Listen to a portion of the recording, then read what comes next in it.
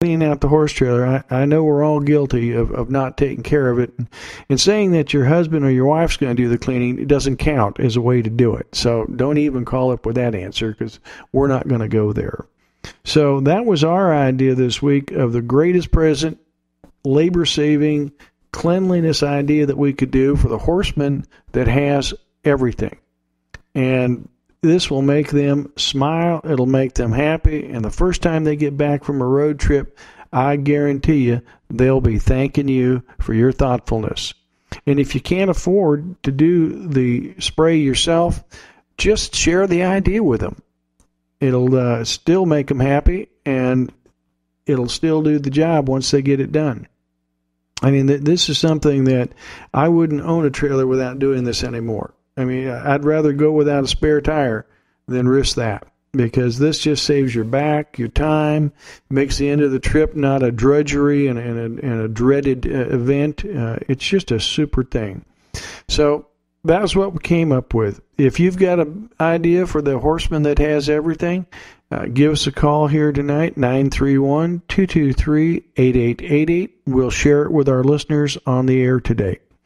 But that's what this program's all about. What we've tried to do this season is to share ideas that work, that are good for the horse, good for the horseman, and will help us with our day-to-day life in dealing with our horse.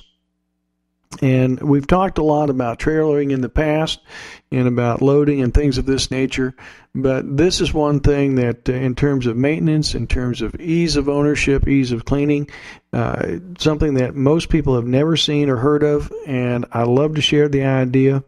And I thought about it for Christmas, and I said, I'll tell you, if I've got a 5 or 6 horse, 8 horse trailer, it's going to make a huge difference for the professionals out there listening tonight. For those of us with just a 2 or 4 horse, it still makes a huge difference, because those mats are heavy.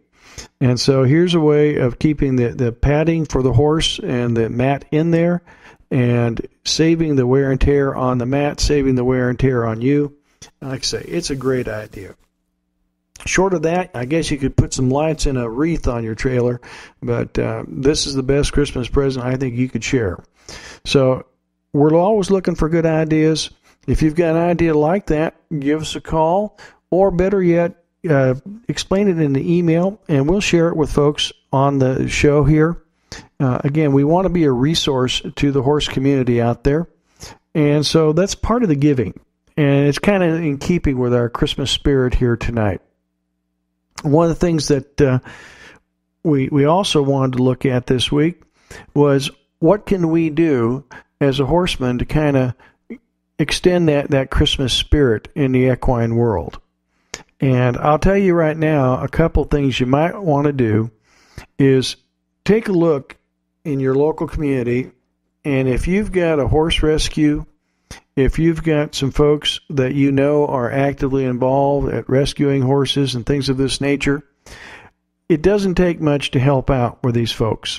I mean, it can be simple as bringing over some feed, bringing over some grain, maybe you got a couple extra wormers and stuff, kind of clean out a few things like an old horse blanket that doesn't quite fit your horse anymore, and clean them up and take them on down to the horse rescue.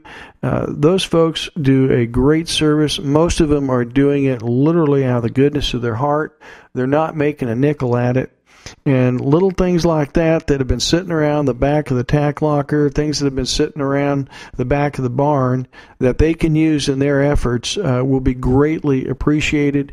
Again, a couple bales of hay, it doesn't sound like much, but when you're feeding horses the way these folks do, it really makes a difference, and it'll make you feel great. If you want to get a sense of that Christmas spirit, throw a couple bales of hay in the back of the truck and drive it on over there and drop it off for those folks. And I guarantee you, 1, they can use it, and 2, they'll really, really appreciate it. So do a little something for your folks at the horse rescue. If you can help them take on and board a horse for a couple of weeks, again, these are things that are really easy to do. You've got an open stall. You've got a little extra room in that pasture. Go ahead and contact these folks. and let them know that you're here to support them. It's the time of year that a little extra effort, a little giving really goes a long way, particularly in the harder climates up here and feed's getting scarce. These folks could use a hand, and they would really, really appreciate it. I guarantee you, you'll have the most sincere thank you and a big smile that you're going to get all Christmas long. Because these people do this all year long, and a lot of folks, around this time of year, we get so busy, we forget those that are helping our horses and helping our horse community and helping them out. So it's a great opportunity. It really helps you share that Christmas spirit and gets you involved in making a difference this Christmas season.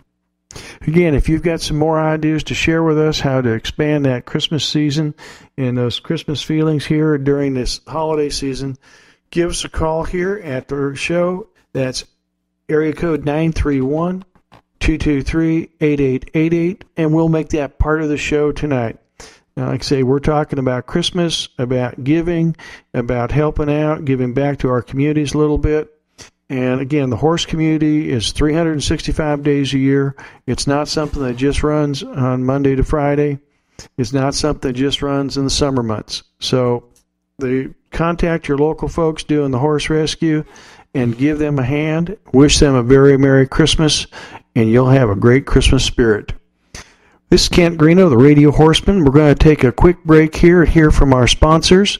And when you stop by and do business with these folks, let them know that you heard it here on WMRB, the sports radio in Columbia, Tennessee. Love my horse, 'cause that's the way I'm gonna spend my life. 'Cause I was born to ride, born to ride, born to ride.